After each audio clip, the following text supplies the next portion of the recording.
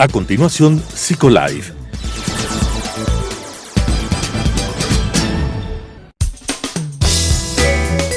Clasificación A. Apto para todo público.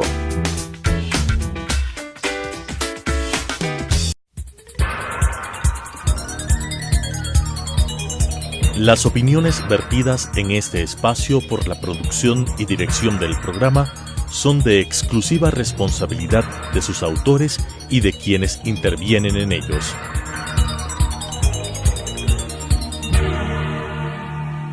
Telesucesos Canal 29 UHF presenta Psicolife, un programa creado para hablar de psicología desde una vertiente científica pero amena con la conducción de la doctora Elizabeth Montenegro. Psicolife. El cerebro es el órgano que codifica el alimento, que codifica nuestra hambre, la saciedad y también el placer que nos produce la comida. La comida es una fuente de energía. Hay alimentos que tienen mucho más energía que otras y es nuestro cerebro el único órgano que consume la mayor cantidad de energía en nuestro cuerpo. Entre el 20 y 30% de alimentos que consumimos y de la energía que consumimos en nuestro cuerpo se utiliza justamente para pensar. Pero ¿cómo ocurre este proceso? ¿Cómo se transforman los alimentos en esta energía y qué efectos tienen en nuestro organismo? Observémoslo a través de este video. Todos sabemos que la comida tiene energía y que algunos alimentos, como el azúcar o como el pan, son más energéticos que otros, es decir, tienen más calorías. Pero ¿dónde está la energía de la comida? ¿Y cómo hace nuestro cuerpo para aprovecharla? Para descubrir este misterio, tenemos que adentrarnos en la estructura molecular de la materia. Cada uno de estos ositos de goma está compuesto de moléculas, y esas moléculas están formadas de pequeños resortes que están comprimidos. Cuando esos resortes se comprimen, se expanden y al expandir se liberan energía. Y ahí, en la compresión de esos resortes, es donde está la energía de la comida. Ahora vamos a hacer un experimento para visualizar algo que a todos nos cuesta mucho, que es entender dónde está la energía de la comida. Bueno, vamos a hacer lo siguiente. Primero vamos a ponernos los anteojos para protegernos. Vamos a agarrar estos ositos de goma que están llenos de azúcar y por lo tanto están repletos de energía y vamos a tirarlos en esta solución para ver qué es lo que sucede. Ahí va. Fuego. Muchísimo fuego. Toda esta combustión que estamos viendo, este fuego rosa, violeta, todo este humo, toda esta energía estaba adentro de los ositos de goma. Este ruido, este crispido, todo el calor que está saliendo estaba dentro de la energía de los ositos de goma, que cuando le metimos adentro de esta solución se liberó, aquellos resortes de la materia, de las moléculas de materia, se liberaron y formaron toda esta combustión.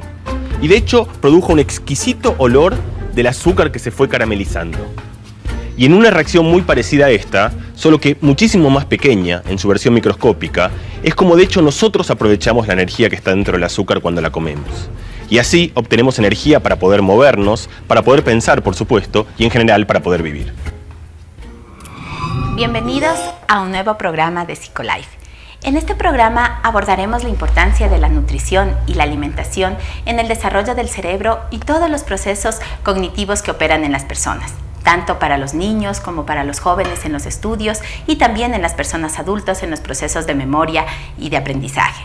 Quiero darles la bienvenida a ustedes y para eso hemos traído a una invitada muy especial, la doctora Joana Granda. Ella es médico-nutrióloga y nos va a ampliar sobre este tema. Doctora, buenos días. Muchas gracias por estar con nosotros. Muy buenos días, a las órdenes. Bueno, un poquito complementando con toda la información y con el video que acabamos de ver, es importante aclarar una cosa, que una cosa es la nutrición y una cosa es la alimentación. En ese caso, por ejemplo, que hizo el experimento, estamos hablando de un alimento.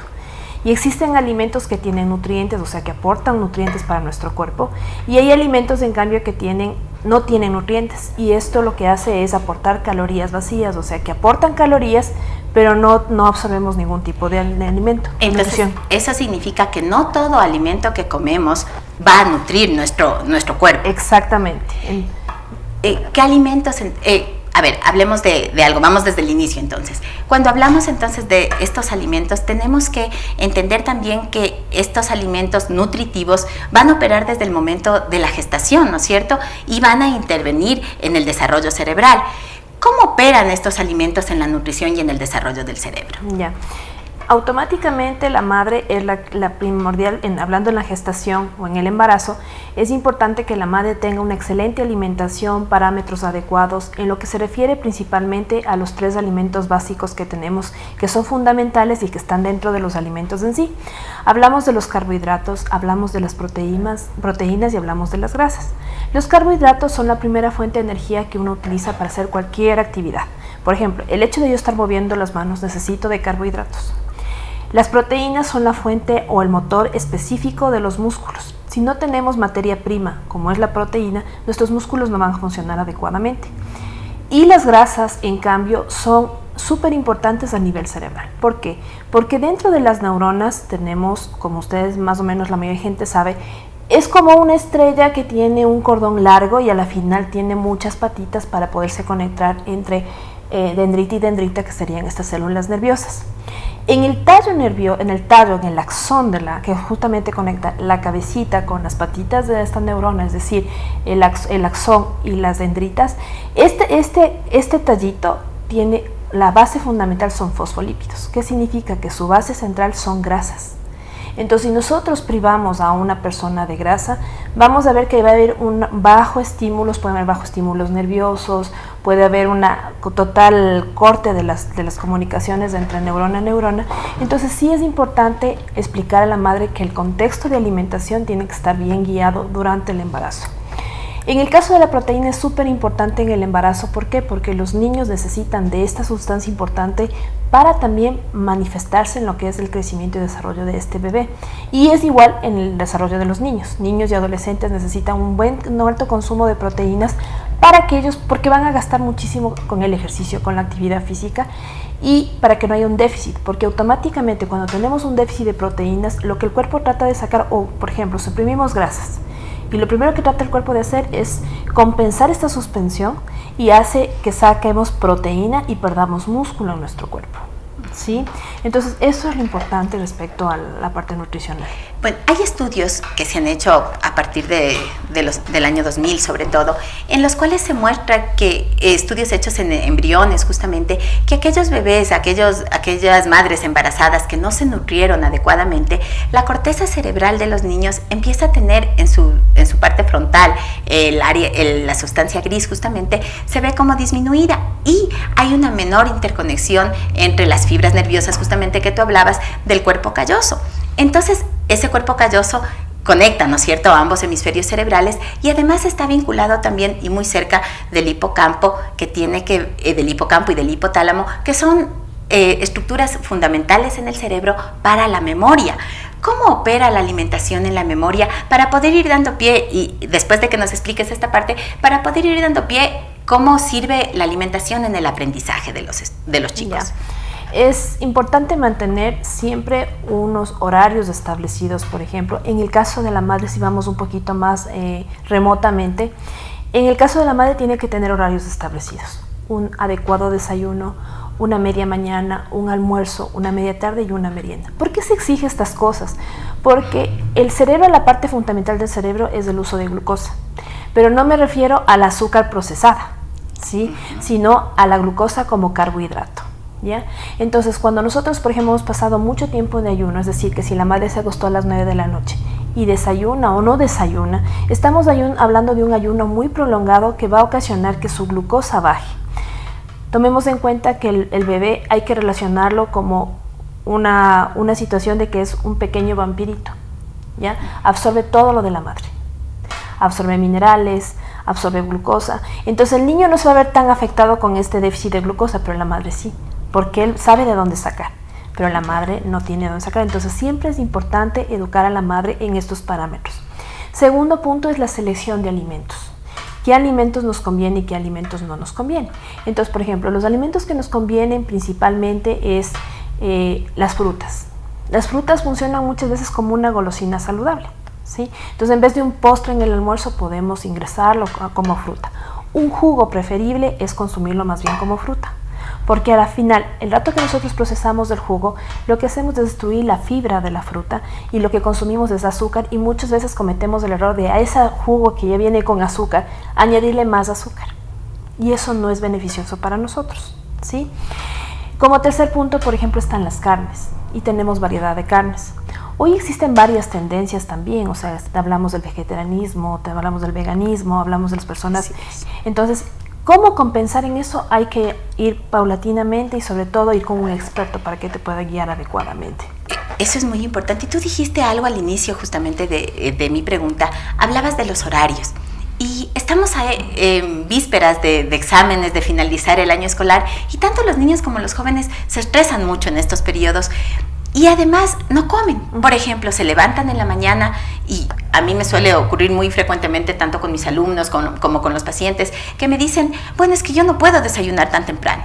Y no comen sino hasta las 10, 11 de la mañana, que de pronto es el recreo en la escuela o en el colegio o el receso tal vez de clases. ¿Qué pasa con el organismo cuando le sometemos a un ayuno tan grande? ¿Cómo eso incide o hace que descienda la capacidad de aprendizaje en general? Ya.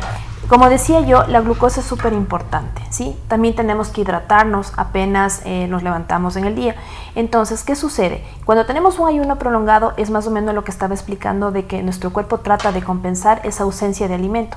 Entonces, lo que hace es captar o tratar de ver en el organismo de dónde recuperar algún tipo de energía para que podamos subsistir. Nuestro cerebro no entiende que más adelante, tipo 10 de la mañana, vamos a desayunar. Lo que sencillamente entendió es que no comimos. Entonces él trata de compensar, porque nuestro organismo es así. El ser humano es así, él compensa. Cuando hay una ausencia, compensa. Entonces, ¿qué sucede? Que empezamos a retirar proteínas y las transformamos en grasa. Y muchas veces, por ejemplo, existen niños que, a pesar de que se les vea con una contextura delgada, pueden tener triglicéridos altos, colesterol alto en una prueba de química sanguínea. También puede ocurrir el caso de que existen niños, por ejemplo, que ya empiezan a tener problemas de sobrepeso y obesidad. Es justamente por esto. Entonces, hay que crear hábitos en las personas. Existen, y en mi consulta también existen muchos pacientes que llegan y dicen, doctora, es que yo no estoy acostumbrada a desayunar.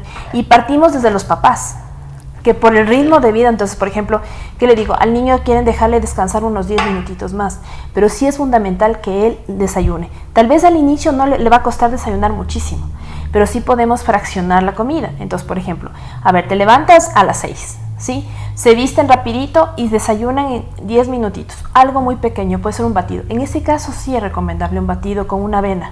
Entonces, con eso le va a mantener al niño hasta por lo menos las 10 de la mañana.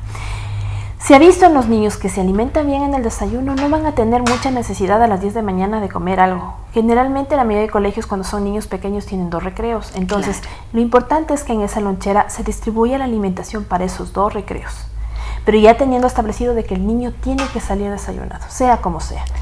Entonces, el tener esa alimentación segmentada, ¿no es cierto?, hace que el organismo vaya poco a poco utilizando la energía. Yo decía al inicio del programa, del 20 al 30% de la energía que consumimos la consume nuestro cerebro. Entonces, si vamos dándole poco a poco, es como que vamos alimentando durante todo el tiempo a nuestro cerebro, y eso mejora los procesos de atención, mejora los procesos de memorización también. Ahora, doctora, hay muchas veces en las cuales empezamos a escuchar respecto a los suplementos vitamínicos y alimenticios, ¿no es cierto? Entonces, la pregunta va un poco por ahí. ¿Qué es mejor o qué es más recomendable? El darles a nuestros hijos, a los chicos, estos suplementos alimenticios. Entonces yo digo, a ver, en este batido X está ya toda la proteína, o tengo todos estos frascos de vitaminas en donde estoy dando todo eso, o optar, ¿no es cierto?, por esta alimentación variada, nutritiva, que les permita a ellos generar otro tipo de sus nutrientes además. ¿Cómo tú lo ves esa parte? Yo lo veo desde la siguiente manera, o mi perspectiva, es que los niños necesitan de ley tener una alimentación lo más natural posible. Tomen en cuenta que en todo lo que vienen preparados, envasados, enlatados, ya vienen con preservantes, vienen con sustancias extras para poder mantener ese alimento a larga data. Entonces, eso no va a beneficiar en la salud del niño, y ya se están viendo las consecuencias hoy por hoy. Dentro de los alimentos, por ejemplo, existen sustancias que pueden alterar la función cerebral. Tenemos en estos los alimentos procesados, alimentos ricos en grasa, muy ricos en grasa, como es, por ejemplo, el exceso de comida rápida o comida que ya viene enfundada. Tenemos también alimentos como son las bebidas azucaradas o bebidas gaseosas, que están al alcance de los niños muchas veces en los colegios. Hoy por hoy se está tomando la iniciativa de hacer un poquito las loncheras saludables en los colegios, pero eso podría ser mejor generalizado. ¿Cómo se puede hacer? Por ejemplo, doy una idea, es que de lunes a jueves los niños puedan tener una alimentación saludable y el viernes, porque es difícil cortar de una este tipo de situaciones, es al niño darle una especie de break abierto. O sea, darle alguna golosina, pero siempre tomando en cuenta que las bebidas gaseosas no deben estar dentro de la lonchera de los niños. Entonces puede, por ejemplo, intercambiar con una limonada o un jugo. Pero el niño sí tiene que hidratarse muchísimo. O sea, eso es fundamental. Ahora, tú hablas mucho de las bebidas azucaradas, ¿no es cierto? Más allá de la grasa que va generando en el cuerpo, también, ¿qué pasa en el cerebro cuando, en cambio, hablamos del ayuno por un lado, pero qué pasa en el cerebro, en cambio, cuando le damos una sobrecarga de dulce, de glucosa? ¿Qué efectos ocurren? Justamente hay una sobrecarga de sustancias, lo que hace que el niño tampoco pueda pensar bien. Es más, últimamente se ha visto relacionado problemas cognitivos en personas adultas que ya tienen sobrepeso y obesidad, y está relacionado con problemas de Alzheimer. Entonces eso es algo impactante que antes no se tenía idea, pero hoy por pacientes, por ejemplo, que tienen sobrepeso y obesidad, llegan a la consulta y dicen: a veces no tengo mucha memoria o me falla la memoria, no tengo mucha atención, a veces quiero concentrarme en algo, se me dificulta la concentración. Entonces va a pasar con ese exceso de grasa, ese exceso de azúcar, estas situaciones que pueden ocasionar, y en el niño, que es como una esponjita, hay que tener mucho cuidado para que ellos no procedan no alcancen estos límites tan extremos como es el sobrepeso y la obesidad. Entonces, más allá de la condición física, ¿no es cierto? Lo que tú estás diciendo, el sobrepeso, la obesidad, eso la mala alimentación y obviamente esto deriva en una inadecuada nutrición, hace que el cerebro tampoco funcione adecuadamente. Eso significa entonces que si yo he comido mucho, mi cerebro va a estar más activo, más alerta. A veces pensamos y escuchamos usualmente en el común de las personas: a ver, estoy un poco triste, porque hay alimentos que también inciden en el estado de ánimo. Entonces, estoy un poco triste, por ejemplo, me como un chocolate. O me sube el ánimo, me pone mejor, en mejor disposición. ¿Qué tan real es eso? ¿Y eso es verdad? ¿Produce esos efectos en el organismo? Sí, realmente sí. O sea, el efecto que tiene, sobre todo el chocolate negro, ese es el que... O sea, la mala. No, exactamente. Ya. Pero no el chocolate blanco, ni el chocolate que viene con cobertura adentro, no, eso no. Pero sí satisface un poquito esa ansiedad muchas veces, porque controlamos la ansiedad, problemas de depresión, sí, pero también hay que tener un control. O sea, no podemos abusar de esto. Agotando un poco a lo que tú me decías, es importante que la nutrición no solo va de la mano como la parte alimentaria, también va la parte de ejercicio y la parte de descanso. ¿Ya? Una persona que tiene un descanso adecuado, o sea, que ha dormido bien el tiempo de acuerdo a su edad, a su tiempo, las horas de sueño, a sus actividades que tenga, entonces esta persona va a estar mejor y tal vez tenga menos necesidad de comer un poco más. ¿Sí? Una persona que no logra descansar totalmente va a tener problemas de ansiedad por una hormona que nosotros tenemos, que mientras nosotros descansamos bien, esta hormona está latente, o sea, latente pero como descansando. Pero al rato que nosotros no descansamos bien, esta hormona ocasiona que tengamos una necesidad de pica muchas veces, que es la famosa hormona grelina y que participa en la alimentación. El ejercicio también va de la mano.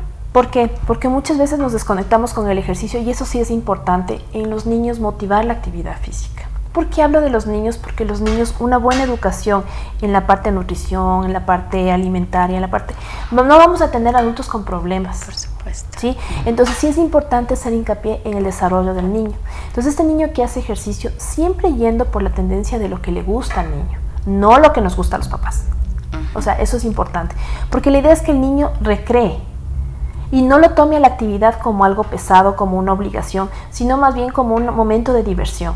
Claro. Y obviamente en esa actividad física consume mucha más energía, y su alimentación también va a tender a ser de otra manera. Claro. Hablaste también de la ansiedad, y creo que es importante ese aspecto, porque usualmente uno observa, entonces vamos también desde la parte psicológica, pero no solamente al aprendizaje, sino también al desarrollo y al emocional de las personas, ¿no es cierto? El hecho de estar muy ansioso te lleva a comer mucho más. ¿Qué pasa en el cerebro en ese momento? ¿Qué actúa en el cerebro para que mande? Tú hablabas justamente ya de una sustancia que es la que dice, bueno, necesito comer más. Pero ¿cómo esa comida actúa en el cerebro como para aplacarnos y hacernos sentir tranquilos? Claro, lo que pasa es que tú sabes que en el momento de ansiedad el cuerpo lo que trata es de suplir esas ganas de, o esa preocupación por. Entonces, al nosotros alimentarnos estamos suprimiendo o supliendo esa necesidad o tratar de cubrir las necesidades que nosotros aparentemente sentimos de ese momento. Entonces, el cuerpo se siente como repleto por un instante corto. ¿Sí? Entonces a veces es necesario utilizar alimentos que, por ejemplo, produzcan una saciedad más prolongada. Entonces, hablemos un poco de los alimentos que nos pueden beneficiar a nivel cerebral. ¿Cuáles son? Tenemos lo que son las carnes, tenemos el huevo, que tiene una sustancia que ayuda a facilitar el desarrollo de la colina. O sea, tienen colina y esto acetilcolina transforma y permite favorecer todo lo que son estímulos, porque tú sabes que es súper importante en los estímulos nerviosos. Tenemos un alimento que por la característica física daríamos la idea de que sí tiene mucha relación con el cerebro, que es la nuez. La nuez. Entonces, tiene justo la forma cerebral, los surcos, las circunvalaciones, todas esas cosas. Y es interesante porque esta grasa es una grasa saludable. Pero hablamos de saludable cuando cumplimos con ciertas porciones, porque si ya nos bajamos una funda de nueces, ya no va a ser saludable. O sea, tiene que ir vaciado en porciones. Tenemos también lo que es la coliflor, el brócoli, que son alimentos que tienen alto contenido de antioxidantes. Nuestro cuerpo, cuando por ejemplo no realiza actividad física y nos mantenemos en reposo o estamos preocupados, empezamos a crear radicales libres. Este radical libre, por ejemplo, principalmente está en el tabaco. ¿Ya? ¿Y qué es lo que ocasiona? Ocasiona alteraciones a nivel físico y sobre todo a nivel médico en nuestro cuerpo. Entonces, estos antioxidantes lo que ocasionan es como frenar esta acción de estos radicales libres para mejorar nuestro estado. Ahora, tú hablaste de estos alimentos y hay muchos más en realidad, claro. Pero estos alimentos además tienen vitaminas. Y no hemos topado este tema porque creo que también es importante las vitaminas en la alimentación. Unos estudios muestran, cuando tú hablabas del Alzheimer justamente, los estudios muestran que la carencia entre la vitamina B1, B6 y B12 están relacionados directamente también con el Alzheimer. Eso nos va dando cuenta entonces que la alimentación y ciertas vitaminas, sobre todo aquellas que protegen el sistema nervioso central, también van a tener efectos en el desarrollo psíquico de las personas. ¿Cómo ocurre eso con estos alimentos que tú decías? Tú hablaste, por ejemplo, de los antioxidantes. ¿Qué pasa con los antioxidantes en el cerebro y qué vitaminas ayudan a mantener también el sistema nervioso más reforzado? A ver, como te decía, justamente tenemos estos alimentos que son ricos en todo el complejo B, diríamos, ¿sí? Porque también se le incluye el ácido fólico. Recuerda que en el embarazo las mujeres que tienen el ácido fólico realmente necesitan una prescripción o un suplemento de ácido fólico para prevenir ciertas anomalías del niño. Principalmente en este caso nervioso sería la espina bífida. ¿Ya? Porque no se cierra adecuadamente justamente por déficit de esta sustancia. Entonces, tenemos alimentos como son las frutas, son las verduras que tienen alto contenido de vitamina B, pero también están lo que son las carnes y los lácteos. ¿Ya? Entonces, hay intolerancia ciertamente a los lácteos que también hay que tomar en cuenta por ese lado, pero tenemos, por ejemplo, hay suplementos que son muy buenos de ciertas empresas que sí nos pueden ver que está completamente nutrido el paciente y está sustentado con estos suplementos. El tema es tan largo y se nos hace tan corto el tiempo en realidad, Joana, pero creo que algo muy importante entre todo lo que tú has dicho y todos los consejos que nos has dado es justamente el hecho de entender que tanto el exceso como la carencia hace que la persona no funcione adecuadamente. Una nutrición adecuada, el encontrar y el seleccionar y saber escoger aquellos alimentos que favorecen a nuestro desarrollo, no tienen solamente efectos en nuestra parte física, tienen sobre todo efectos en nuestro cerebro, en nuestro estado emocional, mejoran el aprendizaje y nos van a posibilitar tener adultos, como tú decías, tener personas mucho más saludables. Gracias, Joana, por habernos acompañado en este día y te esperamos en otra ocasión para hablar más sobre este tema. Perfecto, muchas gracias a ustedes. Las opiniones vertidas en este espacio por la producción y dirección del programa son de exclusiva responsabilidad de sus autores y de quienes intervienen en ellos.